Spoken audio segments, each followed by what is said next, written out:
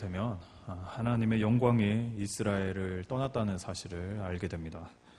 이스라엘이 죄를 즐거워해서 악으로 가득했기 때문에 하나님의 영광이 이스라엘을 떠나게 되죠. 구체적으로는 예루살렘, 그 예루살렘 성전을 떠나시게 되는데요. 이와 관련해서 에스겔 11장 23절은 다음과 같이 말씀합니다. 제가 읽어드리겠습니다. 여호와의 영광이 성읍 가운데서부터 올라가 성읍 동쪽 산에 머무르고, 이 말씀은 하나님의 영광이 성읍 가운데, 즉 그 예루살렘 가장 중심에 있는 성전에서부터 동쪽으로 옮기셨음을 말하는데요. 즉 하나님의 영광이 이 성전을 벗어나 다른 곳으로 가셨음을 밝히는 말씀입니다. 그러나 오늘 본문을 보게 되면 깜짝 놀랄 만한 기록이 등장하죠. 적어도 에스겔서를 쭉 살펴본 독자의 입장에서는 깜짝 놀랄 만한 소식인데요. 무엇인가요? 하나님의 영광이 다시금 이스라엘로 돌아오는 기록. 공교롭게도 성전 동쪽으로 떠나셨던 하나님께서 동쪽에서 다시금 성전으로 돌아오시는 기록이 본문 가운데 기록되어 있음을 보게 되죠.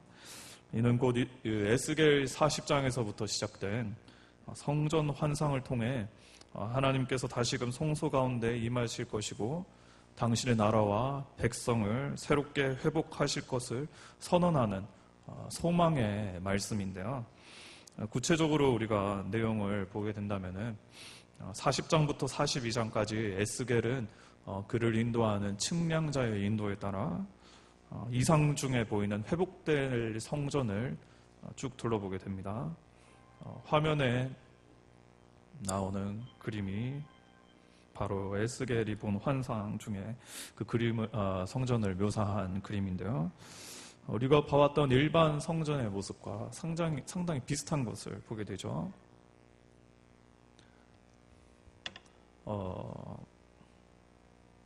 이게 우리가 평소에 많이 보던 그 성전의 모습입니다. 그 헤롯이 재건한 제3차 성전이죠. 물론 헤롯이 재건한 성전은 후에 저렇게 그 뜰을 확장하여서 크기가 규모가 커지기도 하는데, 아무쪼록 이 에스겔의 성전도 동일한 모양을 하고 있는 것을 우리가 볼 수가 있습니다. 이렇게 포로로 잡힌 지 25년째, 예루살렘이 멸망한 지 14년째 하나님은 에스겔에게 보여주시는 바 새롭게 건설될 성전의 환상을 통해 당신의 나라와 성전이 새롭게 될 것을 말씀하시는데요. 이것은 41장까지 이제 지속되는 거죠. 에스겔이 쭉 이 성전 여기저기를 다 둘러봅니다. 그리고 오늘 본문을 보게 되면 에스겔이 성전도 다 둘러봤겠다. 에스겔을 인도하는 자가 그를 성전의 동쪽 문으로 인도합니다. 동쪽 문이 지금 화면을 보시는 바 그 동그라미 친 부분. 여기 그 에스겔에 있었던 곳은 그 바깥 통문과 안쪽 통문 사이에 있다고 본문에 기록되어 있죠. 저게 있는 것이고, 동문은 아무쪼록 그 동그라미를 사이로 양 옆으로 벌어져 있는 곳이 바로 오늘 본문에 등장하는 동문인데요. 이 동문 가운데 이제 에스겔이 인도하는 자의 인도에 따라서 나아가게 되는데, 2절을 보시길 바랍니다. 이스라엘 하나님의 영광이 동쪽에서부터 오는데 하나님의 음성이 많은 물소리 같고 땅은 그 영광으로 말미암아 빛나니.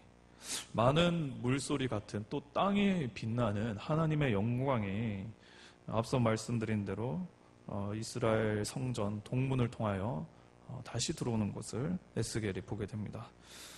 이는 앞서 말씀드리다 하나님은 걷잡을 수 없는 타락과 죄의 흥황으로 성전을 떠나셨는데, 동쪽으로 그것도 떠나셨는데 다시 2절을 통하여서 우리가 보는 바 동쪽으로 그 영광이 재입장하시는 것을 우리가 보는 것이죠. 그것도 이스라엘 떠나실 때 영광 그대로의 모습, 간직한 채 돌아오십니다. 3절을 보십시오. 그 모양이 내가 본 환상, 곧 전에 성읍을 멸하러 올 때 보던 환상 같고 그발 강가에서 보던 환상과도 같기로 내가 곧 얼굴을 땅에 대고 엎드렸더니. 특별히 그 많은 물소리, 그 빛나는 땅의 영광, 이것은 에스겔이 이미 본 환상 중에 하나님의 영광이라는 것을 언급하고 있습니다. 특히 심판에 관한 묵시 중에 드러난 하나님의 영광, 이것과 동일함을 언급하고 있죠. 그래서 에스겔은 이 하나님의 영광을 보면서 두려움과 경외감 가운데 하나님의 영광 앞에 엎드려서 얼굴을 땅에 대고 엎드려서 그 경외감을 표하는 것을 우리가 본문 3절 가운데 볼 수 있습니다. 그리고 이사야의 이제 4절에 의하면은 하나님의 영광은 바깥 동문을 통과하여서 성전 안쪽으로 들어오시는 것을 우리가 보게 되는데요. 그러니까 이제 그 화면을 보시면 여기 성전 안쪽으로 하나님께서 이동하시죠. 여기서 우리가 더 다음에 본문을 넘어가기 전에 이 성적 동문, 제가 자꾸 성적 동문 하는데 성적 동문과 관련한 좀 관심 가는 부분, 재미있는 부분 우리가 한번 살펴볼 수 있습니다.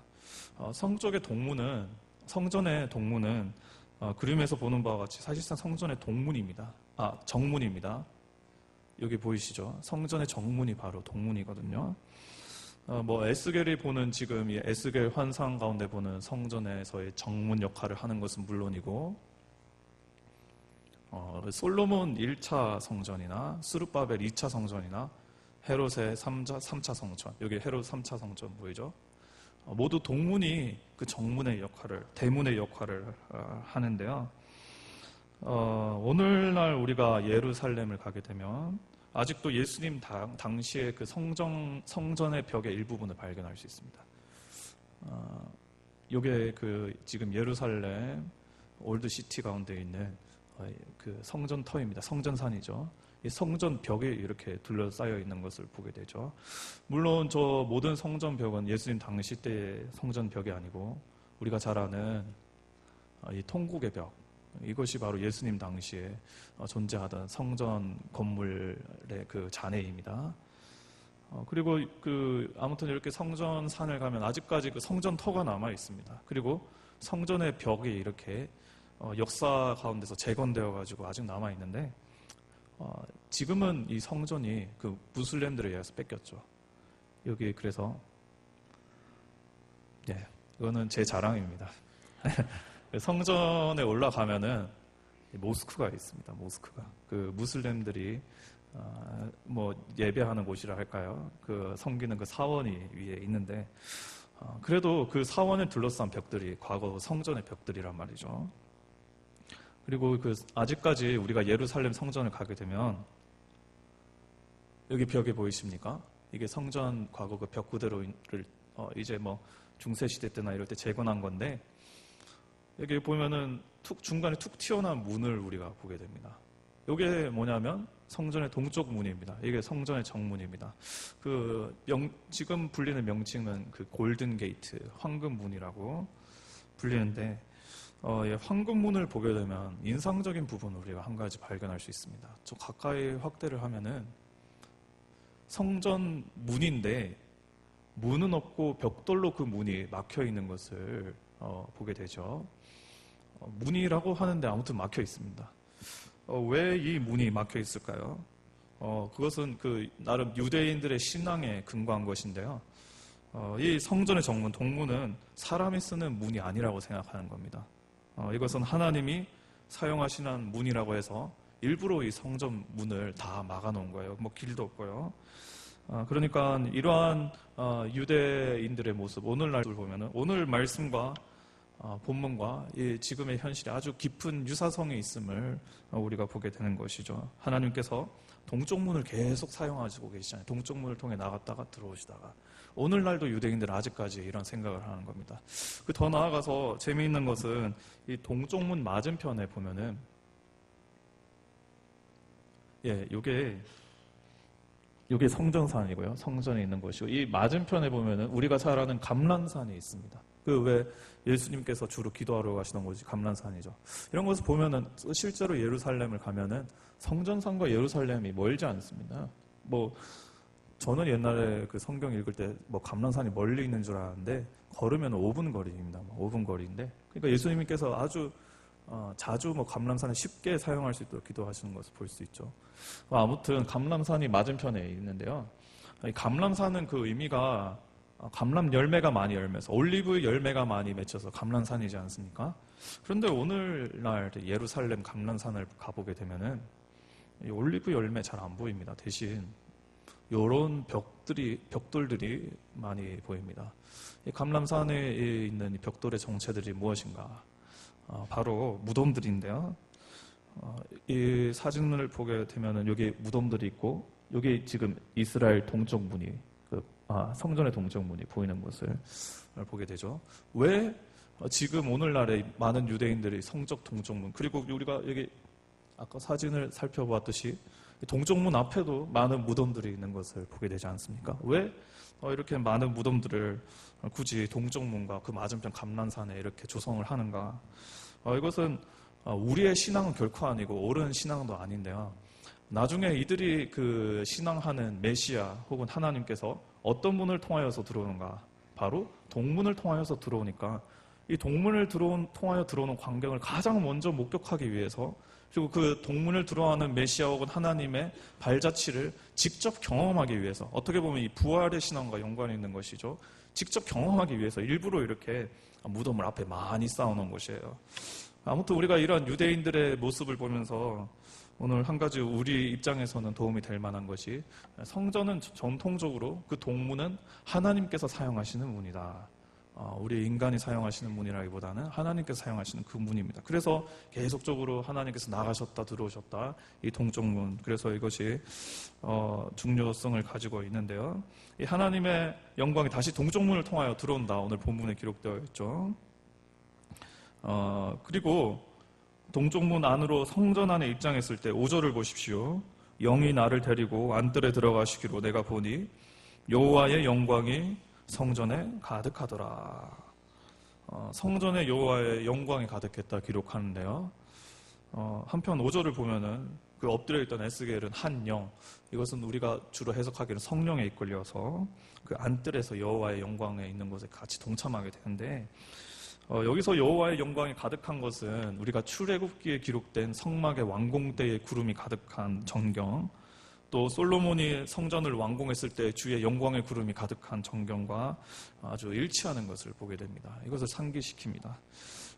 그래서 오늘 본문을 포함하여서 이 모든 전경들이 곧 하나님의 임재, 하나님의 영광이 성전에 입주했음을, 하나님의 거처가 되었음을 상징적으로 나타내는 것을, 우리가 그것이 공식적인 하나님의 임재임을 오늘 본문을 통해서 보는 것이죠. 이는 그동안 하나님의 부재로 인해 어둠의 시간들을 보내고 있던 이스라엘의 다시금 찬란한 영광이 비춰지는 아주 축복의 경우라고 우리가 볼 수 있습니다. 이제 하나님께서 다시 오셨다는 사실은 이스라엘의 고난이 끝난다는 것이잖아요. 앞으로는 하나님의 축복이 이스라엘을 향하여 기다리고 있음을, 그 영광스러운 광야가 이스라엘을 비출 것임을 나타내는 본문인데요. 그리고 이 성전의 보좌에 자정하신 하나님은 당신의 백성들에게 이 말씀을 시작하시는데요. 7절에 하면 우선 하나님은 자신이 뜻하는 곳으로 옮기셨던 그 주관자가 다시금 이곳을 당신의 거처로 삼으실 것임을, 은혜롭게도 이 성전에 정착하실 것임을 말씀하시고요. 이게 굉장한 이제 복의 선언인 것이죠. 그리고 이하 본문을 보게 되면 하나님은 다음과 같은 말씀을 하시는데, 그것은 이스라엘이 이제 영광 가운데 임한 하나님께 합당한 반응을 해야 된다. 이제 그것을 이하 본문에 쭉 이제 말씀하십니다. 왜? 그전에는 이스라엘 백성들이 계속 죄를 범했잖아요. 이 죄로 말미암아 하나님의 이주가 촉발되었던 것이잖아요.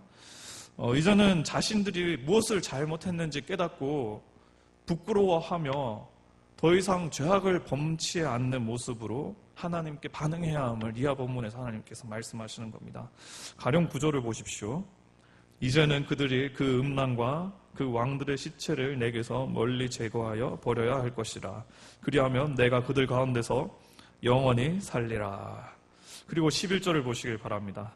만일 그들이 자기들이 행한 모든 일을 부끄러워하거든 너는 이 성전의 제도와 구조와 출입하는 곳과 형상, 모든 규례, 법도, 율례를 알게 하고 목전에서 그것 서서 그들로 그 모든 법도와 규례를 지켜 행하게 하라. 죄를 직시하고 회개하고 거룩하게 살 것을, 영광으로 임하신 하나님 앞에 마땅한 반응을 보일 것을 하나님께서 말씀하시는 것을 보게 됩니다. 그래서 7절 이하 본문을 종합하면 이제 성전은 하나님의 영광이 임하는 곳이기 때문에, 이스라엘에 다시 하나님의 영광이 임했기 때문에 백성들은 더 이상 죄악, 특별히 우리가 다 본문을 꼼꼼하게 보지 않았지만 그 이전 왕들이 행한 음행이나 우상 숭배에 빠져서는 안 되고 오히려 회복되어서 변화된 모습을 보여야 할 것을 하나님께서 오늘 본문을 통하여서 말씀하시는 바입니다. 성도님 여러분, 오늘 본문은 성전 동쪽으로 떠나셨던 하나님께서 다시 동쪽으로부터 성전에 돌아오시는 말씀을 기록합니다. 그러면서 이 회복의 축복이 이스라엘에 임할 것인데 이 회복의 축복에 이스라엘에 동참하기 위해서는 거룩을 행해야 할 것임을 하나님께서 직접 말씀하시죠. 여기서 우리가 주목할 점이 있습니다. 돌아오신 하나님께서 이스라엘 백성들에게 이제는 죄를 직시하고 회개하고 거룩하게 살아라 이렇게 말씀하고 있잖아요. 이 말씀에 전제된 상황을 우리가 한 가지 생각해 보아야 되는데 그것이 무엇입니까? 하나님께서 돌아와서 회개하라 이렇게 말씀하시는 것은 하나님께서 돌아온 현재까지도 이스라엘은 여전히 죄를 범하고 있다는 그 사실을 이 본문이 전제하고 있는 것입니다. 포로로 잡혀간 그 현재까지도 이스라엘은 정신을 못 차리고 죄를 범하고 있고 그 고난의 시간을 통과하는 그 현재까지도 이스라엘은 아직까지도 하나님을 대항하면서 죄를 범하는 그런 안타까운 모습을 보이고 있다는 점을 전제하는데 하나님은 여전히 죄를 범하는 그런 이스라엘이지만 그럼에도 다시 찾아오셔서 새로운 축복을 제공하신다는 점을 오늘 우리는 본문 가운데 한번 주목할 필요가 있습니다. 즉 이스라엘이 완전히 거룩한 모습을 회복하여서 하나님께서 돌아오셨다고 할 수 없는 거예요. 오히려 하나님은 아직까지 정신 못 차리는 이스라엘이지만 그 이스라엘을 불쌍히 여기시고 그 이스라엘을 사랑하는 마음을 참을 수 없으셔가지고 택하신 그들을 향하여 돌아오심으로 언약의 그 사랑의 언약을 회복시키시고 여전히 죄 중에 있는 이스라엘, 여전히 나쁜 짓 많이 하는 이스라엘에 임재하셔서 축복의 기회를 다시 제공하시는 점을 우리가 본문 가운데 발견할 수 있는 점 아니겠습니까? 이는 우리에게도 마찬가지입니다. 하나님은 죄 가운데 있는 우리를 축복하셨습니다. 우리가 잘나서 축복한 것이 아닙니다. 죄로 찌들어 있지만 죄로 당신을 대항하고 하나님을 미워하고 하나님의 뜻을 거스르는 우리이지만 하나님께서 우리를 긍휼히 여기시고 오히려 우리를 축복하시고 먼저 우리에게 이스라엘 백성들 그리고 새 이스라엘 백성들 가운데 임하신다면은 하나님은 우리 가운데는 당신의 아들이라는 문을 통해서 십자가라는 문을 통해서 죄의 그늘에 있는 우리를 축복하시고 회복하십니다. 구체적으로 로마서 5장 8절은 다음과 같이 말씀하죠. 제가 읽어드리겠습니다. 우리가 아직 죄인 되었을 때에 그리스도께서 우리를 위하여 죽으심으로 하나님께서 우리에 대한 자기의 사랑을 확증하셨느니라. 우리가 죄인이었지만 아직까지 그때 잘난 모습으로 하나님 앞에 예쁨 받을 만한 모습이 단 한 점도 없었지만 하나님은 외아들이라는 문을 통하여서 외아들을 버리시는 그 문을 통하여서 당신의 사랑을 우리에게 확증하시고 우리를 축복하시고 아무 조건 없이 우리에게 은혜를 주셨다는 것입니다. 이런 축복 가운데 있는 우리에게 하나님께서 그렇다면 원하시는 것이 무엇인가? 오늘 본문을 우리가 살펴보는 바 축복의 기회를 다시금 받은 이스라엘에게 요구하시는 것과 같은 것임을 우리는 깨달아야 하는 것이죠. 과거의 옛모습을 벗어버리고 그 죄된 옛사람의 그 허울들을 벗어버리고 거룩을 살아가는 것입니다. 성화의 길을 묵묵히 걸으며 영화에 이르기까지 우리가 주의 영광 앞에 합당하게 반응하는 그 거룩을 하나님께서는 우리에게 원하시는 바입니다. 하나님을 당신을 대항하는 우리를 아무 조건 없이 오히려 당신 자신을 희생하면서까지 우리를 축복하셨습니다. 이 축복에 반응이 있어야 하는 겁니다. 그 영광스러운 입장에 우리의 반응이 있어야 되는 겁니다. 그것은 바로 거룩입니다. 하나님께서 원하시는 바 거룩의 모습을 보이며 하나님 앞에서 코람되어 거룩의 삶을 실천하며 하나님의 영광에 합당한 반응을 하는 하나님의 축복에 합당한 반응을 하는 우리들이 되기를 간절히 소망합니다. 이 시간 함께 찬양합시다.